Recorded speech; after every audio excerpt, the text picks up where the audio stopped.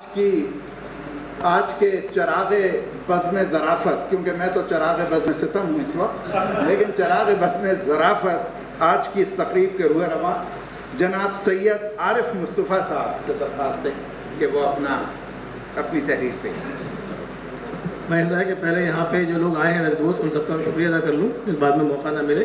اور یہ مجھے بڑی خوشی ہے کہتے ہوئے کہ مزاح کے حوالے سے جو لوگ اسٹیج پہ کام کرتے رہے ہیں اور ٹیلی ویژن پہ، ان میں معین اختر نے یا تو اپنے وقار کے ساتھ نام بنایا ہے ایک پروقار آدمی کے طور پہ، یا پھر ہمارے ایاز بھائی نے بنایا ہے.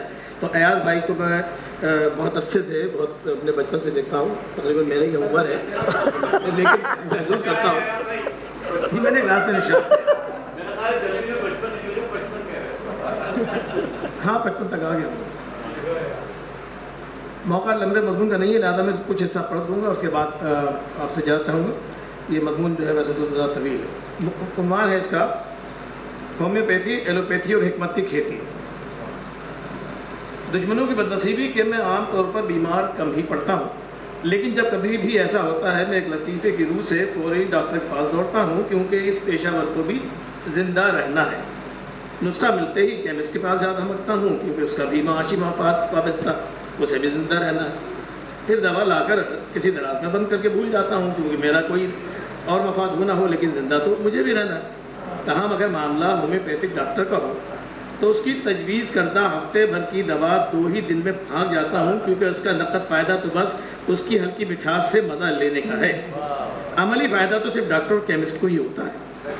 اس لیے شاید ہومیو ادویات پر ایک کمی لکھا ہوتا ہے کہ بچوں کی پہنچ سے دور رکھیں، کیونکہ انہیں پتہ ہوتا ہے کہ اگر یہ دوا بچوں کی پہنچ سے بھی دور رکھی جائے پھر بھلا اور کون کھائے گا. اور یہ بچے ہی ہوتے ہیں جو ہومیوپیتھی کی رسیلی دوا کھا کر اپنا آئندہ ہر علاج خود ہی تشخیص کرتے ہیں اور اپنے بڑوں کو کھینچ کے ہومیو کلینک لے کے جاتے ہیں کہ یہاں سے دوا لیں.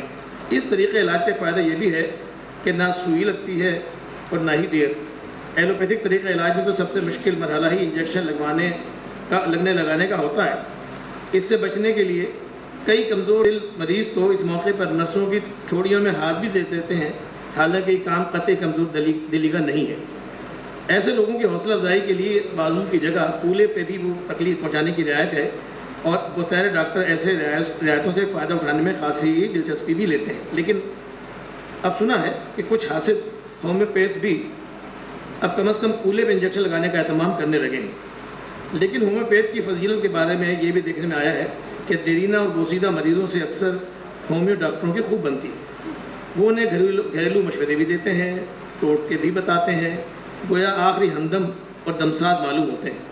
اور اگر دل بھرائے تو ان کے کاندھے پر سر رکھ کر رویا بھی جا سکتا ہے. گویا ایک ہومیوپیتھک خواہ عطائی ہو نہ ہو مگر اس میں ایک تایات کی عطائی ضرور دھڑکتے ہیں. افسوسناک بات یہ ہے کہ ہومیوپیتھک والوں اور MBBS فیم ایلوپیتھک والوں کے مابین ایک سر جنگ سی بہت عرصے سے چل رہی ہے، جسے ہومیو والے گرم جنگ میں بدلنے کی حتی المقدور کوششوں میں لگے رہتے ہیں. لیکن یہ ایلوپیتھک والے ہیں کہ ذرا نوٹس نہیں لیتے، بلکہ ٹس سے مس نہیں ہوتے، اور لوگوں کو یہ ظاہر کرنے میں لگے رہتے ہیں کہ دراصل یہ انگولا اور امریکہ کی جنگ ہے، اور اکثر ان کے سپاہی تو دوسرے کی گری ہوئی بندوق کو اٹھا کے اسے تھما دیتے ہیں، اور اگر بدتوفیقہ نہ ہو تو وہ خود ہی اس ندامت کے صدمے سے چل بستا ہے. لیکن ابھی ایک MBBS ڈاکٹر کو گزشتہ دنوں ایک TV پروگرام میں ایک ہومیوپیتھک ڈاکٹر کے مقابل صف آرا دیکھا گیا. بحث کی شدت میں بالآخر ہومیوپیتھ ڈاکٹر نے یہ آسمانی راز فاش کر ہی دیا کہ بھئی ہومیوپیتھک کو ایلوپیتھک پہ واقعیت ہے کہ اس میں کوئی سائیڈ ایفیکٹ نہیں ہوتا. اس پہ حیرانگی کی وہ بات دیکھنے میں آئی کہ مد مقابل ڈاکٹر انہیں ایلوپیتھک نے زور سے اپنے حریف کی تائید بھی کر دی، جس پہ سبھی کے منہ حیرت سے کھلے رہ گئے، اور ہومیو ڈاکٹر کا سینہ بھی فخر سے چوڑا ہوتا ہوا محسوس کیا گیا. تاہم اس نے وفاداری سے کام لیتے ہوئے ایلوپیتھک معالج کو کسی قدر تشخص کے ساتھ دیکھا، اور اس نے اپنا سلسلہ کلام جاری رکھتے ہوئے کہا، جی ہاں میں بھی یہ بات تسلیم کرتا ہوں کہ آپ کی ادویات میں کوئی سائڈ ایفیکٹ نہیں ہوتا، کیونکہ کوئی ایفیکٹ بھی تو نہیں ہوتا. اس پہ ہومیوپیتھک چہرے پہ تکلیف کے ایسے آثار نمودار ہوئے جیسے ڈینٹسٹ نے غلطی سے کوئی غیر مطلوبہ دانت نکال دیا. ہومیوپیتھک اس کے باوجود ایک طریقہ علاج کے طور پر اپنے قدم جماتا جا رہا ہے، تاہم ابھی بھی ان کے اکثر کلینکوں کی ظاہری شکل و صورت حکیمی مطلب سے ملتی جلتی ہی ہوا کرتی ہے، اور علاج کے نتائج بھی اسی کی طرح غیر یقین. ہومیوپیتھ مطلب بھی در حقیقت زیادہ تر انتظار گاہیں ہیں، جہاں فارغ لوگ دوسرے لوگوں کو وہاں ملنے کا پتہ دیتے ہیں، اور نئے معالجین اپنے مطلب پہ کم اور آس پاس کسی پلمبر یا الیکٹریشین کی دکان پہ بیٹھے اس کا کام سیکھنے کی کوشش کرتے زیادہ ملتے ہیں۔ بہت طور اپنے معاشی مستقبل کے تحفظ کا حق انہیں بھی ہے، لیکن پرانے معالج کبھی ایسا نہیں کرتے اور اپنی سیٹ سے مطلب کے اختتام تک نہیں اٹھتے۔